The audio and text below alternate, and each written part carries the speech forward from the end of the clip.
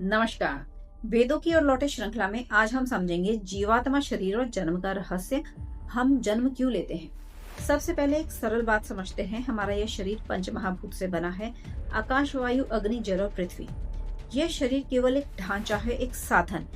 इसमें जीवन तभी आता है जब उसमें जीवात्मा का प्रवेश होता है। जीवात्मा आए तो शरीर जीवित, जीवात्मा जाए तो शरीर खत्म। यानी शरीर नश्वर है, जीवात्मा अमर। वेद कहते हैं शरीर साधन है, आत्मा यात्री। शरीर बदलता है पर आत्मा नहीं। जैसे कोई यात्री मंजिल बदलता रहता है, वैसे ही आत्मा शरीर बदलती है।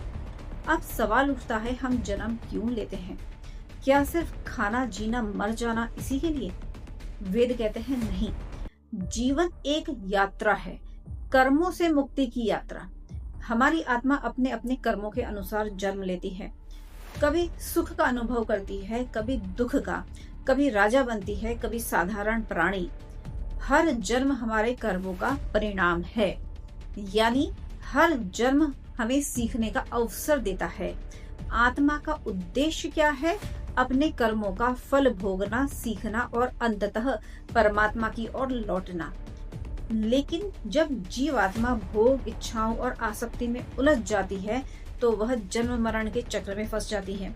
बार बार जन्म, बार बार मृत्यु, और ये सिलसिला चलता रहता है। वेद सिखाते हैं मुक्ति तभी मिलती है जब जीवात्मा अपने साक्षी स्वरूप को पहचान ले। जब वह यह समझ ले कि मैं कर्म करने वाला नहीं, मैं तो देखने वाला हूँ, साक्षी हूँ। यही ज्ञान बंधन काट देता है। परमात्मा ने ये सृष्टि रची, ये सारी व्यवस्था, बार बार जन्म, सुख दुख, ताकि हर जीवात्मा अपने कर्मों का फल पा सके। ये संसार कोई मनोरंजन नहीं, एक दिव्य व्यवस्था है जहाँ न्याय है, संतुलन है, करुणा है। हर अनुभव, हर खुशी, हर दुख, हर अवसर हमारे कर्मों के अनुसार मिलता है। परमात्मा मंच तैयार करते हैं, नाटक चलता है।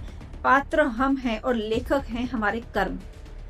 जीवन सिर्फ जीने के लिए नहीं है, आत्मा को पहचानने के लिए है। शरीर नश्वर है, आत्मा अमर। कर्म चलते हैं, परमात्मा देखते हैं और हमें सीखने का अवसर देते हैं। यही है वेद का सार। धन्यवाद।